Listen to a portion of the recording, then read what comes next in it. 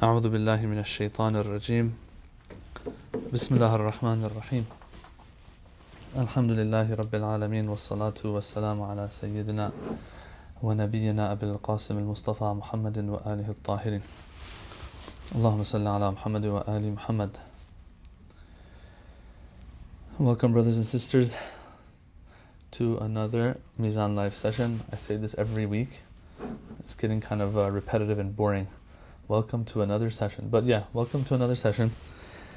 We haven't hit 40 sessions yet, but we're very close. And we have reached article number 123 of the book Doctrines of Shia Islam. And we're talking about, last week, we left off in the middle of the article. I'll just go over what we covered very quickly. We had entered this discussion of bid'ah and innovation in religion.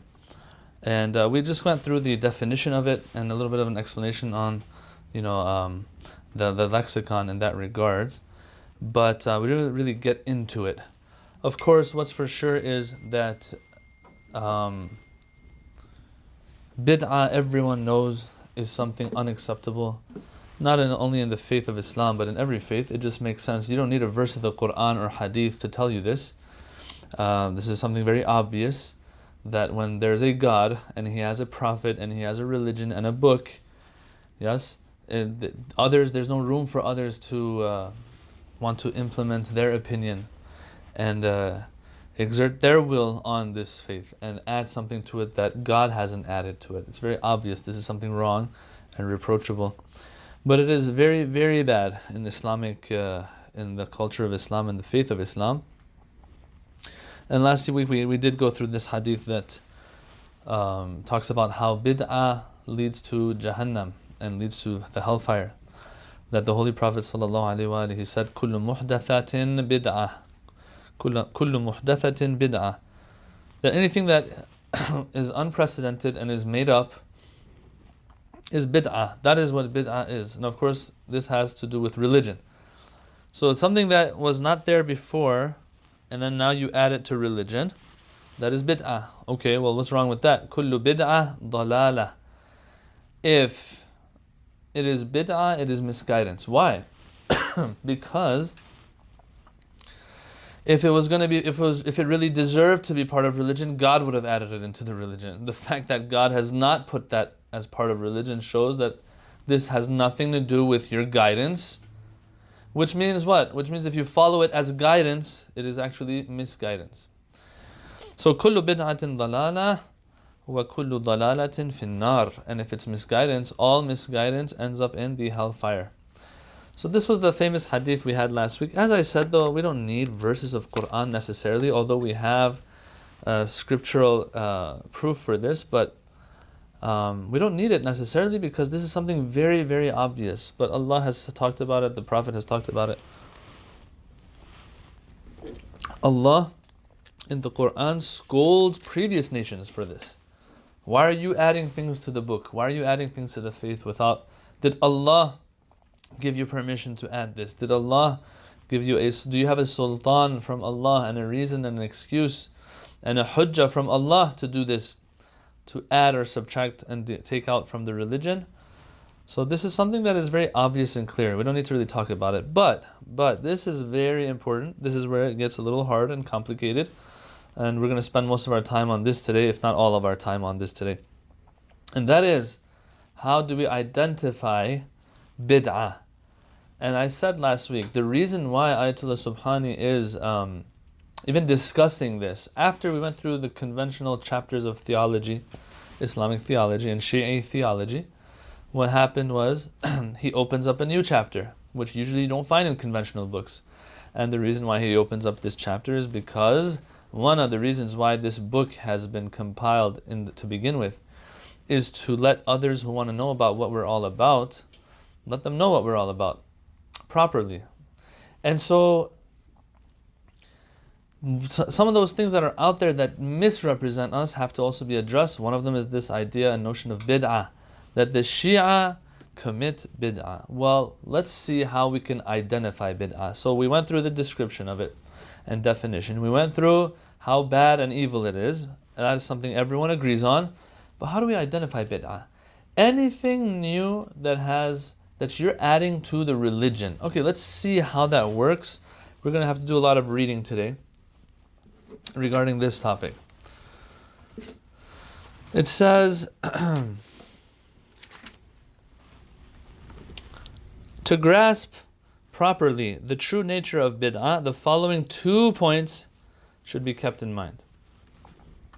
Firstly, bid'ah is a type of willful interference with religion, effected by means of adding something to the Sharia or removing something from it. Therefore, if a given innovation has nothing to do with religion, but is rather derived from traditional custom or convention, it will not necessarily be a bid'ah. Its legality will depend upon whether the innovation in question is permitted or prohibited by the Sharia. Give me an example. What do you mean? So the first condition, he says, is that it has to be regarding religion. Alright? If it's not, so for example, I want to hold birthday party for my son. Can someone say, whoa, wait a minute, show me one place where the Holy Prophet held a birthday party for someone? You're like, what does this have to do with the Holy Prophet? If it had to do with religion and religiosity, then I would see if the Prophet has done it or not. But I'm not saying this is part of religion. I just want to hold a birthday party. So the real question you have to ask is not, let me see if the Prophet did it or not. The real question that has to be asked is, let's see if the Prophet has said anything against holding a birthday party for your kid. For example, this is just an example. This question should be asked. Okay. So the example here gives here, is it haram or not to have a birthday party? So it's not a question of bid'ah or not, because it has nothing to do with religion. No one's saying, I'm holding a birthday party for my son because it is mustahab. God said so. The Quran said so. No, nothing like that. The only reason I want to do it is because it's something that makes him happy. Can I buy my son a gift? No one's going to say it's a bid'ah. Can I buy him musical instruments? Oh, well, let's see. Did the Prophet say it's halal or not to have musical instruments? So it's a matter of sharia and halal and haram, not a matter of bid'ah. I want us to understand this. Can I take my child out for, lobster? Well, let's see if Islam says anything against lobster, for example. Well, I do know that there are some Maraja who say it's okay. There are others who say it's not okay. But this is just an example here that I'm giving you. That it has nothing to do with religion. I want to go eat. Come on, man. What does it have to do with anything? Bid'ah is not applicable here. The example he gives here in the book, he says, for example, in respect of housing, clothing, and such matters, people are constantly resorting to innovations. Yes?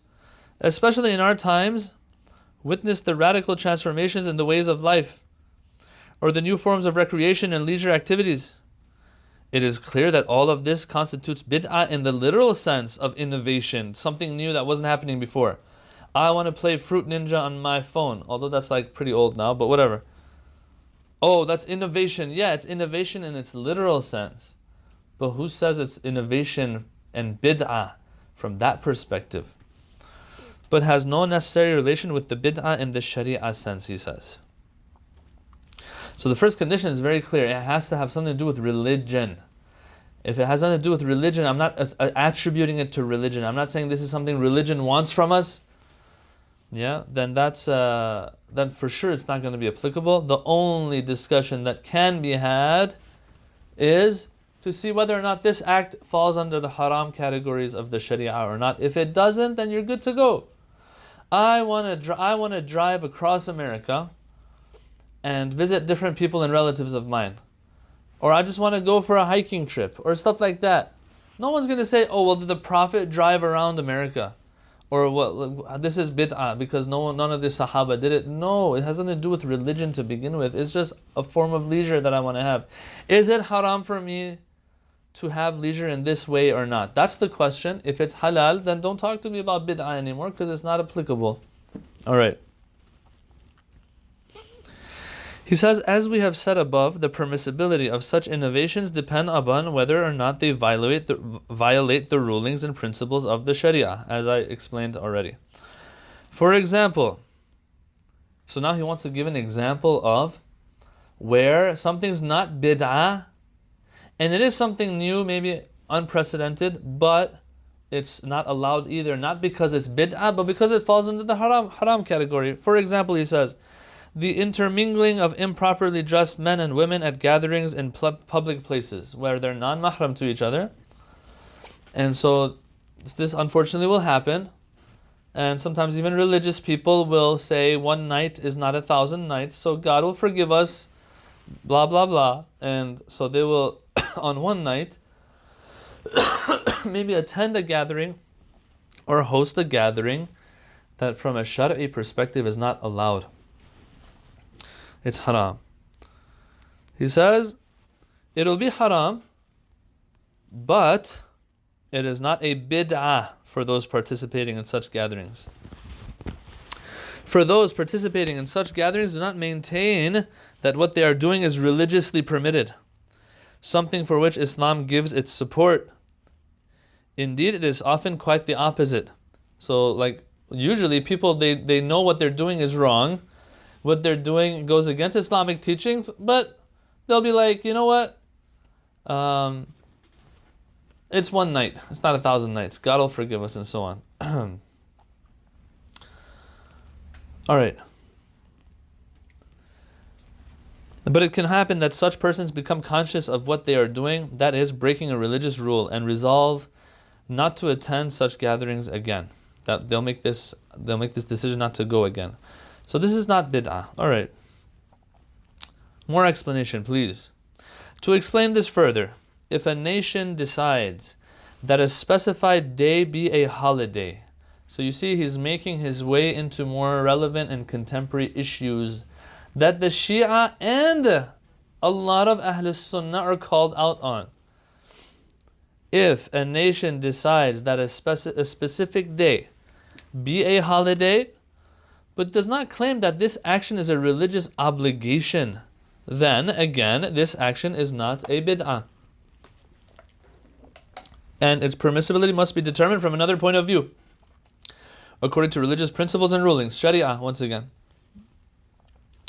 In the light of these considerations, it should be clear that many innovations of mankind in such fields as art, sport, and manufacturing do not pertain, in fact, to the issue of bid'ah, but are rather to be considered from a different angle altogether. That is, whether they are permissible or prohibited. Can I work in a bank? Oh, the Prophet never worked in a bank. It is unheard of that any of the Imams worked in a bank. So innovation, hello, haram. Bid'ah. Bid'ah is dalala, misguidance. Misguidance is a hellfire. No. I want to work in a bank not because I'm saying Islam has said working in a bank is wajib or working in a bank is mustahab. No, I'm working in a bank because I want to make a halal living. So just because this is unprecedented or wasn't something that was being practiced during the Prophet's time, there were no banks then this is innovation now, bid'ah. Yeah, it is something new and innovation in its literal sense, but it's not bid'ah in an Islamic sense. So the only thing I have to figure out is, would it be haram to work in a bank? Yeah? Would it be haram to work in a bank? And then so that's where Sharia will look at you, the conditions that you have, the circumstances that you're in, your working circumstances, and tell you whether or not this is a haram act because of certain implications that job has. But it's not going to be bid'ah. Okay, I think like we've repeated different examples enough to understand that there's a difference here. Okay. It says, secondly, all right, so point number 1, we're done with it. Point number 2 now. Remember, we were trying to identify. We had agreed that bid'ah is something that is totally rejected in Islam, and that everyone agrees on it, but the problem we have is how to identify it. So he said there's 2 points we have to be able to identify. The first one, the first condition is it has to have something to do with religion. The person doing it has to claim that this is part of religion. That's why they're doing it. That's going to be a problem. So just because it's something unprecedented doesn't make it bid'ah. Number 2 point is that he says, secondly, bid'ah in religious terms basically entails the presentation of a particular action as a religious obligation, while in fact there is no basis for it in the principles or rules of religion. But an action performed as a religious act and for which there are clear supports in terms of religious law, whether in the form of specific rules or universal principles, I'll explain that later, cannot be considered as bid'ah.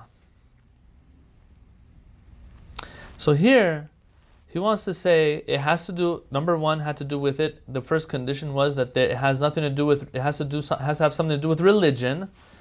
And number 2 point that he makes is that if you are going to attribute it, you're going to ascribe it to religion, you have no proof religiously for that claim. That is what makes bid'ah bid'ah. This, you say, this is something that religion wants, and when you're asked for proof, you don't have proof for it. That's what constitutes bid'ah. But the question is, sometimes we will do certain things in the name of religion even, but there's no verse of the Quran or Hadith that might say that that act is mustahab. But I'm doing it because I want rewards from God. Right? And the reason why I want rewards from God is because I feel that this is something religiously encouraged. I'll give you an example, and then we're going to read on. And we'll get the answer from Ayatollah Subhani himself in his book. He's not going to come here, I'm just saying. So, for example, I want to, my son or daughter memorized a surah of the Quran, and so I want to reward them by taking them to, let's say, Toys R Us. Someone might say, that's bid'ah, because you're doing this because you want to reward them for Quran. And we all know that, of course, it's mustahab to reward people who have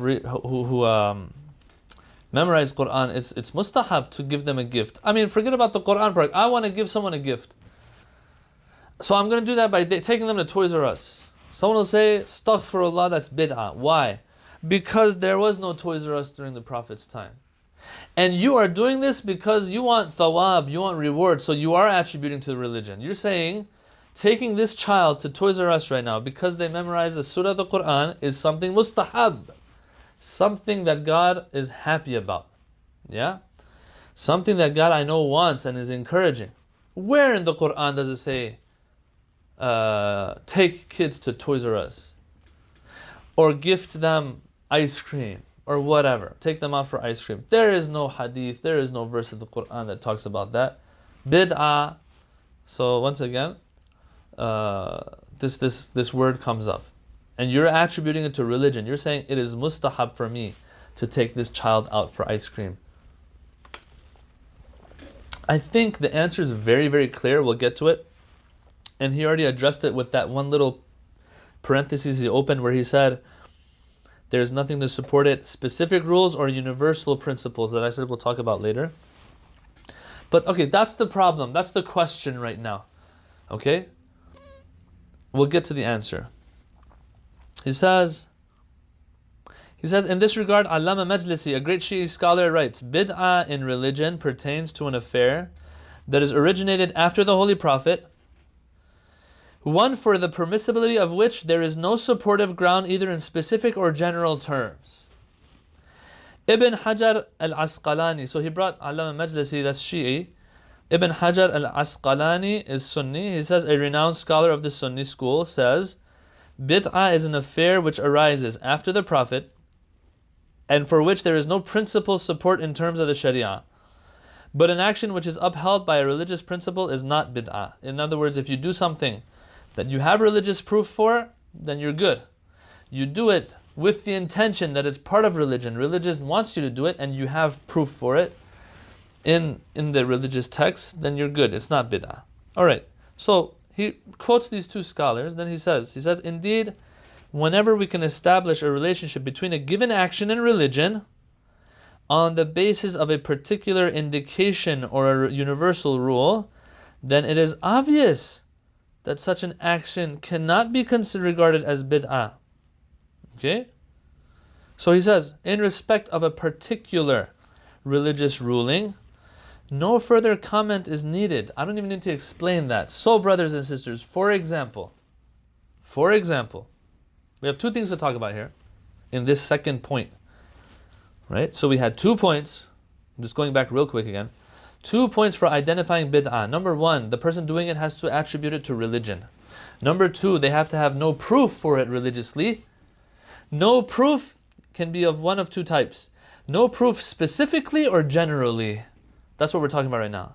Ayatollah Subhani says, I'm not even going to get into not having specific proof. Well, what do you mean? Because he says, why don't you want to get into it? Because it's obvious.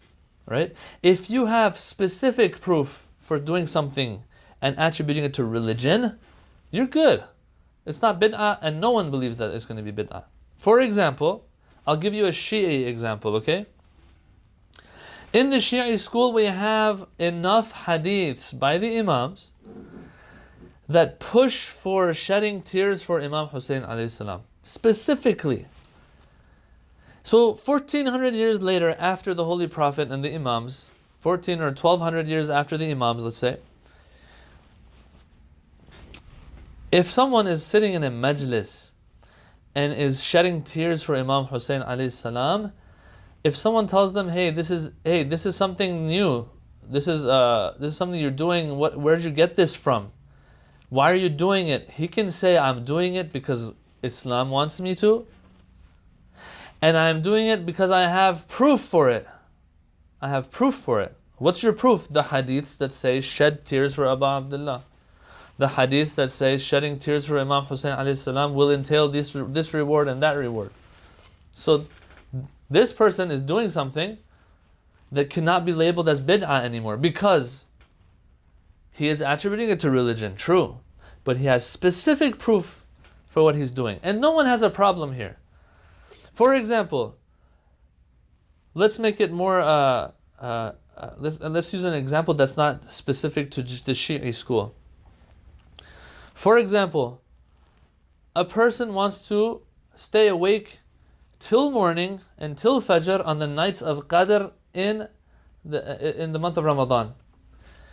And so someone comes up to them and says, why are you doing this? I'm doing this because I want those extra rewards God has talked about, the Imam, the Holy Prophet has spoken about in the Hadith. That person's like, well, do you have proof for this? He says, here you go. The Holy Prophet said X, Y, and Z. The Imam said X, Y, and Z. The Holy Prophet said whoever stays awake on the night of Qadr gets such and so rewards. Alright, having this proof, specific proof, for this specific action, by its name, staying awake on the night of Qadr.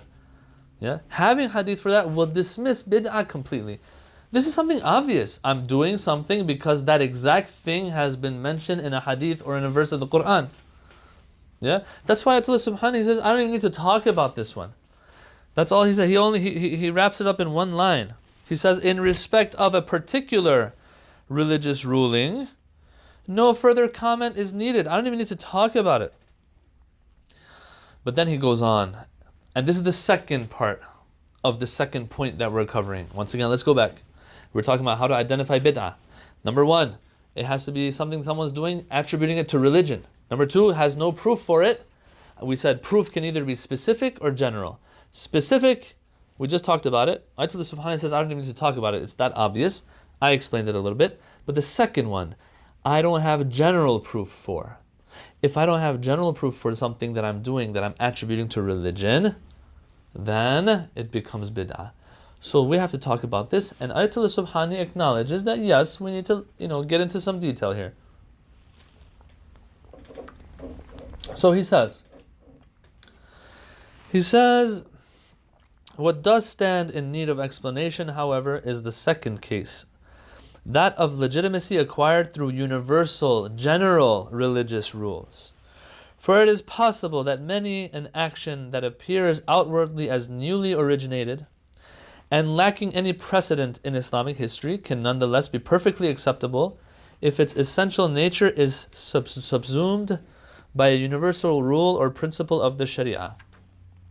Let me explain that in layman's terms. He says sometimes there will be a practice, there will be a ritual, that you cannot find it anywhere in Islamic texts specifically by name, but since in nature and in essence this act, this practice, this ritual falls under a certain general category that Islam has encouraged, then it's not going to be bid'ah anymore. This is very important, oh my God. As easy a concept this is to grasp that I just explained, or Ayatollah Subhani just explained, yet when it comes to actually identifying it, people apparently are in error. Because we see Muslims calling out other Muslims. Muslims labeling others as disbelievers all of a sudden. Because they're doing something that is not specifically mentioned in the Quran or Hadith, but has been mentioned in a general sense, falls under a general category of things that has been mentioned in our Hadith or in the Quran. He'll give enough examples, brothers and sisters. He'll give enough examples for us to really get what he's trying to say here. So let's go on and see how this goes. He says, for example, universal conscription. You know, when you're having people join the army and drafting people into the army, is a practice that has become current in many countries. The policy of calling upon the youth to serve in the army beneath the banner of their country as part of their religious duty, despite being a recently originated practice, cannot be regarded as bid'ah. As some of you probably know, during the Prophet's time, there were no armies in that sense, like an organized army that has to do with the state and is state-sponsored. As a matter of fact, the Quran talks about this, and how wars were fought back then is pretty cute. Because back then, it was like whoever has whatever they have, hey, there's a battle about to ensue. Whoever can come and has the means to fight in the way of Allah, come and fight in the way of Allah. And there were some people who didn't have what it took. They were either too old to go fight, or they didn't have an animal, a horse, camel, donkey that they could ride to go fight. And so they were left behind. Although they wanted to go and protect the Prophet, but they couldn't go. Back then, battles weren't like today, where you have armies, people are paid? Are you kidding me? Later on, maybe during the Khilafah of Bani Umayyah or Bani Abbas, you might have had such a thing. Maybe, I haven't looked into it. But definitely during the Prophet's time, there was no concept of armies. So question, if Jordan, Saudi Arabia, Lebanon, Syria, Iraq, Iran, wherever, Pakistan, they have armies, is this bid'ah now? Yeah? This I'm going to share this verse with you actually that shows that in the past, people just sometimes didn't have the tools to go and fight alongside the Prophet, and they were left behind, and they were upset, and they were crying. Surah Tawbah, verse 92. It says, when the previous verses are talking about how, those who are weak, those who are ill, they don't have to, go and fight when battles happen. And also the ones who وَلَا عَلَى الَّذِينَ إِذَا مَا أَتَوْكَ لِتَحْمِلَهُم قُلْتَ لَا أَجِدُ مَا أَحْمِلُكُمْ عَلَيْهِ تَوَلَّوْا وَأَعْيُنُهُمْ تَفِيضُ مِنَ الدَّمْعِ حَزَنًا أَلَّا يَجِدُوا مَا يُنْفِقُونَ.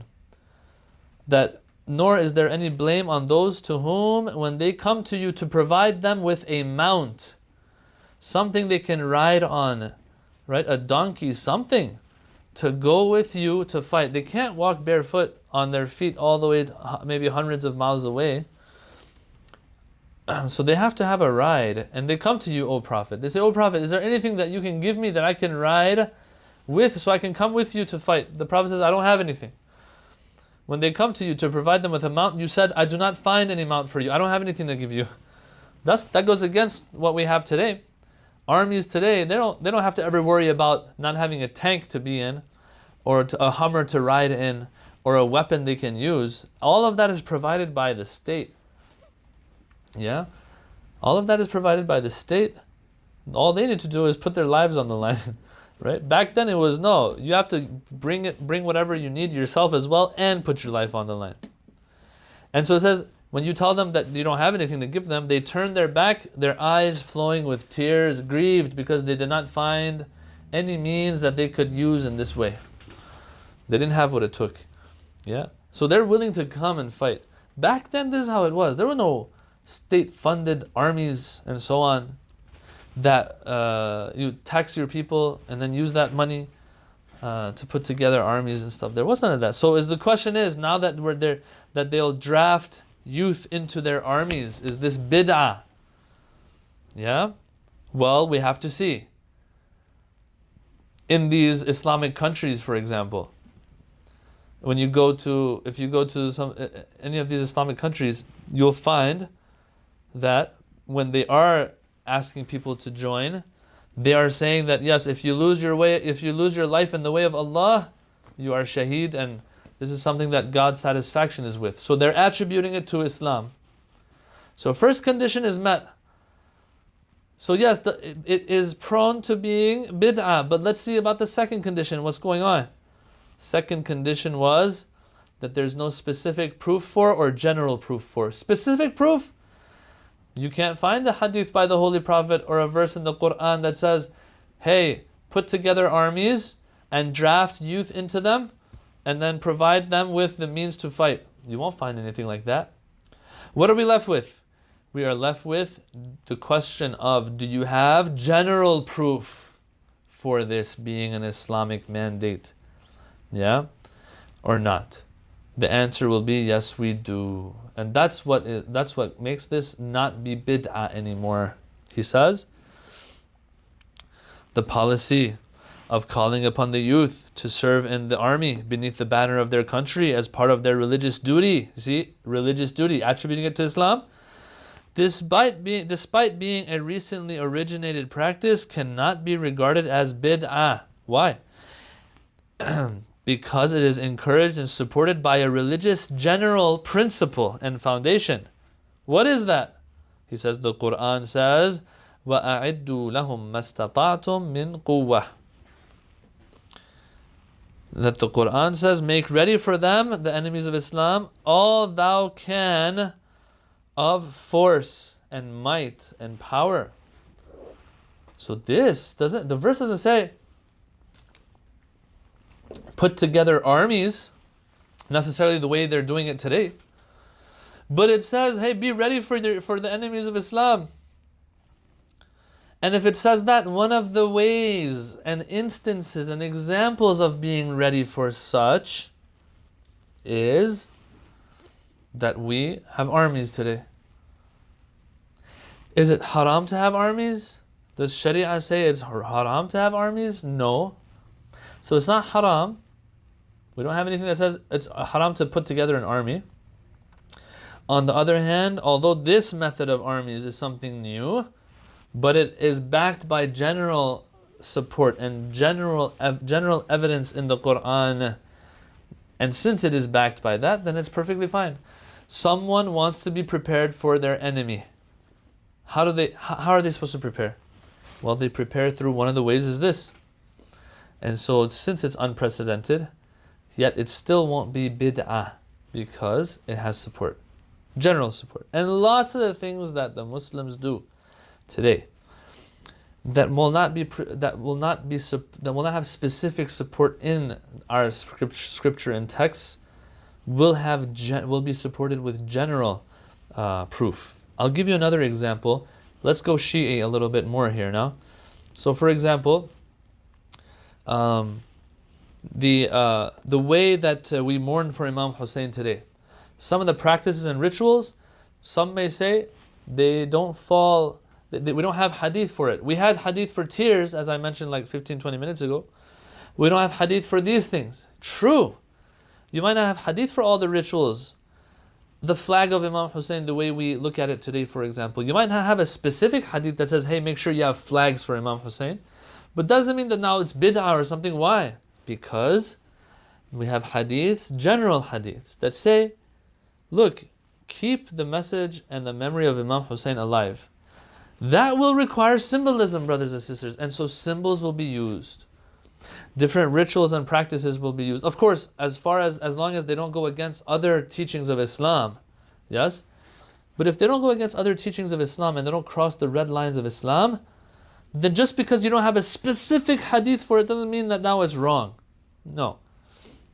It falls in the general category of anything that has to do with reviving and keeping alive the message of Imam Hussein and the memory of Imam Hussein. If it falls into that category, it is something that religion wants from you. It's mustahab. As I said though, there's a lot of other red lines that shouldn't be crossed. That's a different story. But all in all, no one can come and say, because there's no specific hadith for this specific ritual, so it must be wrong, it must be bid'ah. That's in the Shia context. Just giving you an example for Shia. Alright. From the above explanation, he says, many of the unfounded doubts which have entangled a large number of people can be resolved. For example, multitudes of Muslims throughout the world celebrate the birthday of the Holy Prophet, while certain groups brand such celebrations as bid'ah. But according to the principles we have given above, there are no grounds for regarding these actions as bid'ah.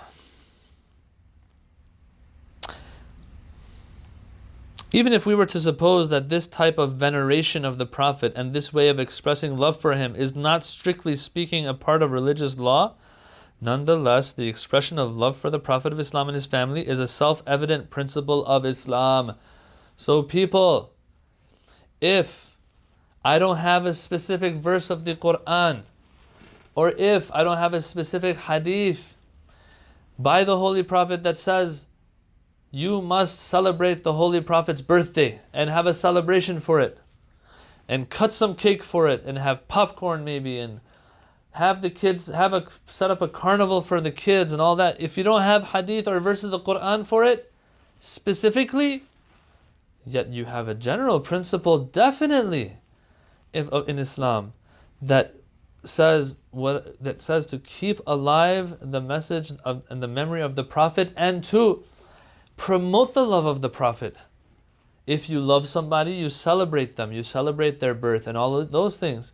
And in the society we live in and the common perception out there, when you do these celebrations for somebody, you are revering them, you are venerating them. And so because of that general principle of revere the Holy Prophet, hold him high, and all of these things, this will be one example of that. Of course, if it doesn't cross other red lines of Islam. So for example, if there is a gathering where Muslims get together and want to celebrate the Holy Prophet's birth, yet in that celebration there's haram music being played, okay, that's for sure something that, we will say is not allowed. But it does not render celebrating the birth of the Holy Prophet as bid'ah now. Yeah? That's something that haram happening, that has to stop. But the whole concept of the birth of the Holy Prophet and celebrating it is not going to become bid'ah now as a result. So, as long as nothing haram is happening, no red lines are being crossed, and you have general proof that this is something Islam promotes, love of the Holy Prophet is promoted in Islam. We are sure of that. And this is one way that we promote the love of the Prophet. Then there's nothing wrong with it. How can we call it bid'ah? Brothers and sisters, and this is something that not just the Shia struggle with, the Sunnah, lots of them also celebrate the Holy Prophet's birthday. But then there are some Muslims, because there's no specific evidence, as if they'll say, no, because it hasn't specifically been mentioned, then I have a problem with that. I gave an example last week. You go in Mecca, we go for Hajj and Umrah, and the Muslims, they want to go up Jabal al-Nur and the Mount of Nur, where the Holy Prophet, the cave of Hira is there. And they want to go and pray 2 rak'ah of salah where the Holy Prophet prayed. Alright, they're doing this because religiously they feel that this is something good. They are praying in a holy site. Okay? The Prophet has been here. None of them are saying it is mustahab to pray in the cave of Hira, because we don't have a hadith for that necessarily. But this religious experience and putting ourselves in holy places and praying there and remembering God there, remembering the Holy Prophet there, of course is something that's going to be good. And so this is one of the examples of it. the cave in which the Prophet received revelation for the first time, and would reflect in there, and would pray in there. I want to pray in there too. I get a good spiritual uplifting when I do it there. I'm not saying this is something that is specifically mustahab, but it does fall into that greater category of things, a more general category of things. And so what's wrong with that? I want to go up there. I see this as one of the signs of God that we are ordered to go and look at and ponder over. When I sit where the Holy Prophet sat, it reminds me more of everything the Prophet went through. Yes? It gives me motivation to be a better Muslim. No. This is bid'ah, don't do it. Come on. And as I said last week, when you want to go and you make your way up that mount of Nur, Jabal al-Nur, you want to make your way up there, at the bottom you'll see signs. And they've painted this on the walls that the Sahaba would never do such a thing. So, I don't know if they actually say so it's bid'ah, but they're indirectly or directly saying this is bid'ah. The answer is that no, we're not doing it because this is something we claim specifically Islam has said is mustahab. What we're saying is, when I go up this mount and I go and sit in where the Prophet used to sit, I am motivated to be a better Muslim. Putting myself in holy sites, doing anything it takes to give me more religiosity is something that's encouraged in Islam. Hanging out with good friends. Why do we do that? Because we want to be surrounded by a good environment, Islamic environment. Why? So that we can be better Muslims. All of these things we do are so that we can be better Muslims. This is also one of them. Yes. And so he says it's not going to be bid'ah as a result. These are all examples, brothers and sisters. So going back to the celebration of the Holy Prophet, Prophet's birthday. He says, nonetheless, the expression of love for the Prophet of Islam and his family is a self-evident principle of Islam. A universal principle of which these kinds of celebrations and religious gatherings are specific manifestations of. The Holy Prophet said, none of you is a believer until I am more beloved unto him than his wealth, his family, and all of mankind. So we celebrate the birthday of our children, not celebrate the birthday of our Holy Prophet. When we celebrate the birthday of our Holy Prophet, in a halal way, of course, what happens in such gatherings? We remember the Prophet more. We remember the Quran more. We remember Allah more. We send our salutations and salawat upon the Holy Prophet sallallahu alaihi wasallam. All of this is good. Which part of it is wrong? Which part of it is not backed by general Islamic principles? He says it is clear that those who participate in the commemoration of the birthday of the Prophet and his family, expressing thereby their happiness on such occasions, do not at all maintain that the particular way in which they organize these celebrations today is enjoined as such by religious law. No one says that. Think about it. You have a carnival at your center, at your masjid. In that carnival, they put up some basketball hoops. And so kids are shooting hoops, and they're having a good time. And they know that this is because all of this is by the blessing of the Holy Prophet, that they've been able to have such a good experience. Yeah? If it wasn't for the birth of the Holy Prophet, we wouldn't be here right now. But because we don't have hadith that says you should play basketball on the Prophet's birthday, then it's a problem. He says, of course, no one says that. It is clear that those who participate in this commemoration of the birthday of the Prophet, they don't say that we have a specific hadith that says shoot hoops on the Prophet's birthday. No one says that. If they said such a thing, yes, it would be bid'ah. Think about it. If you're eating chocolate cake with white frosting on the Prophet's birthday, and then you say, I'm doing this because the Prophet said, this is how you're supposed to celebrate my birthday. Yes, that's bid'ah. Because you're attributing something to Islam that you don't have support for. Where's your hadith that says, eat chocolate cake with white frosting on my birthday? You don't have such a thing. But no one has such a claim when they're doing such a thing on the Prophet's birthday. On the contrary, he says, such people believe simply that the outward expression of love for the Prophet and his family is a universal principle, one which is stressed in scripture and tradition, and which possesses a range of possible expressions. There's different ways to express it. And Islam has said, hey, express your love for the Holy Prophet. I'm going to express it like this, and I don't have anything that says it's haram to have chocolate cake with white frosting. I don't have anything that says haram to shoot hoops, whether it's the Prophet's birthday or not. Yeah? I think it's pretty clear, brothers and sisters. But it's crazy how people can slowly be distanced from such logic and clear explanations.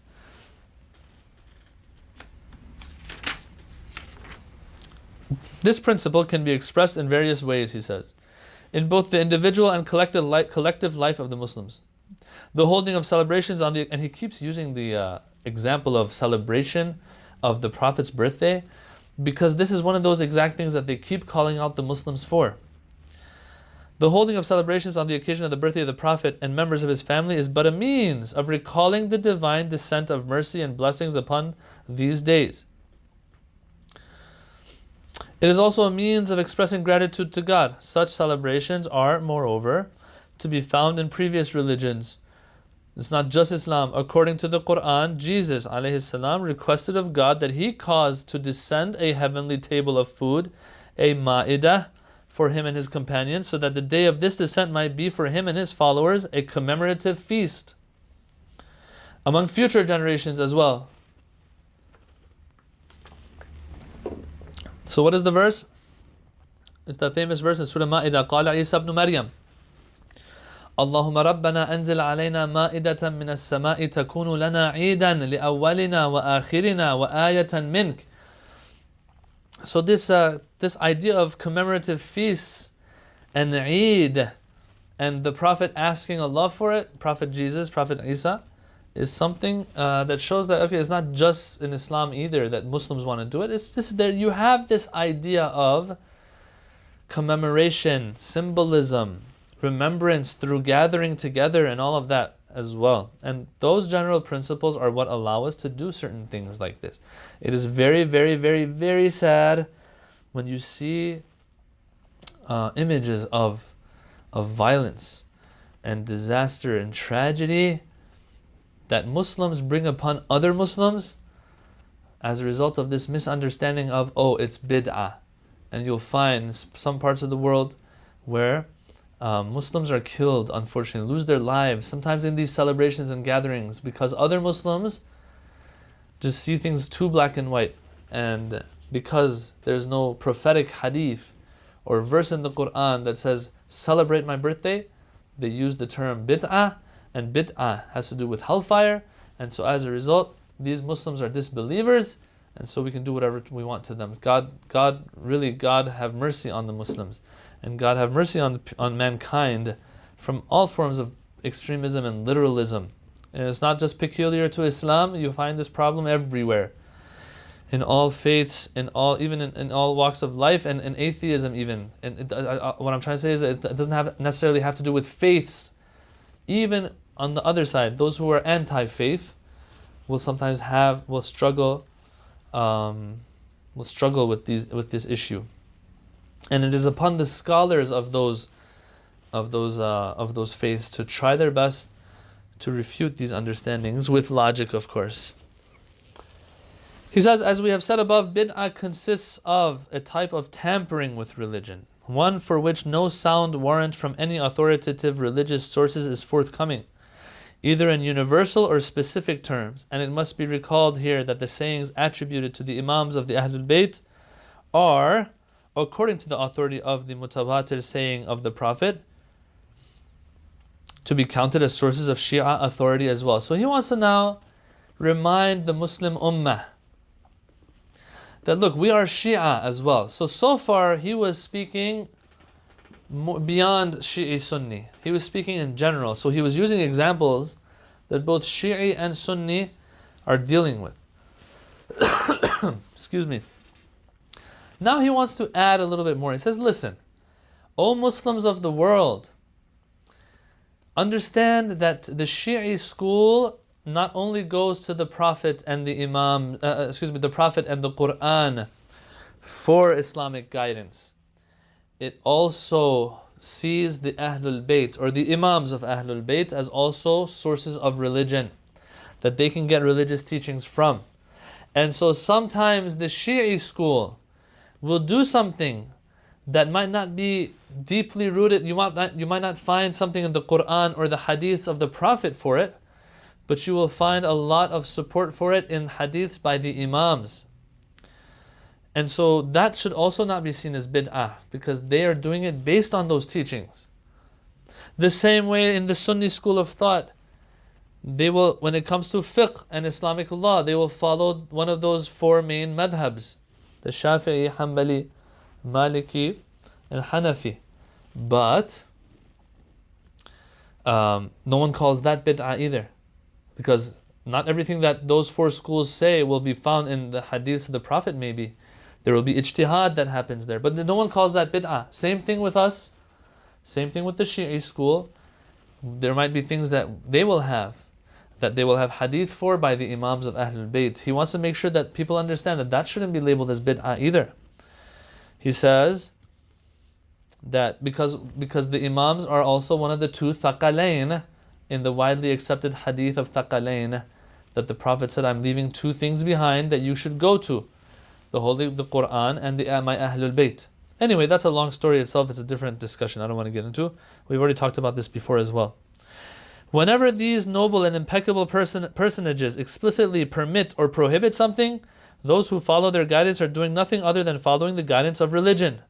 So if an imam, one of the 12 imams that we believe in, says something and we go by it, it shouldn't be labeled as bid'ah.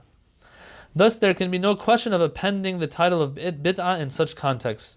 To conclude, bid'ah in the sense of an unwarranted interference with religion is always an ugly and forbidden act, referred to in the Quran as follows: Allahu adina lakum am ala Allahi taftarun. Did Allah give you permission, or are you just making up lies? If Allah gives you permission, you're good to go. Permission in its general sense or specific sense. Through the Prophet or through the Quran. Through the Imams or through the Quran. Whatever it is, if He's not given you permission, then it's a lie. Other than that, it's not a lie, it's not a bid'ah. When bid'ah is understood in this sense, its subdivision into categories such as bad and good, forbidden and permitted, has no real meaning. Bid'ah is bid'ah. There is no good bid'ah. But if you refer to bid'ah, if you use bid'ah as just something that's new, not necessarily will it be a bad thing. Not necessarily will it be something that is forbidden in Islam. And we have to see whether religious law forbids that thing or not. Alright, so that is the chapter on bid'ah. He ends here, and we will also end here. And as we move on to Article 124, inshallah, next week, I think we do have a session next week. Next week, he's going to start with something else that the Shia are known for and sometimes called out on, and that he feels he needs to explain and make clear. And that is the concept of Takiyah. And he will talk about Takiyah. We have 2 articles on that. Takiyah, the equivalent that's used for it is dissimulation. But we'll talk about that, inshallah, next week. How it is rooted in the Quran, how it is rooted in our ahadith, and more than that even, how it's rooted in common sense. It's not something you might necessarily need Quran and Hadith for. That's how clear it is. But we'll get into the details of that, inshallah, next week. Till then, keep us in your du'as. Wassalamu alaikum wa rahmatullahi wa barakatuh.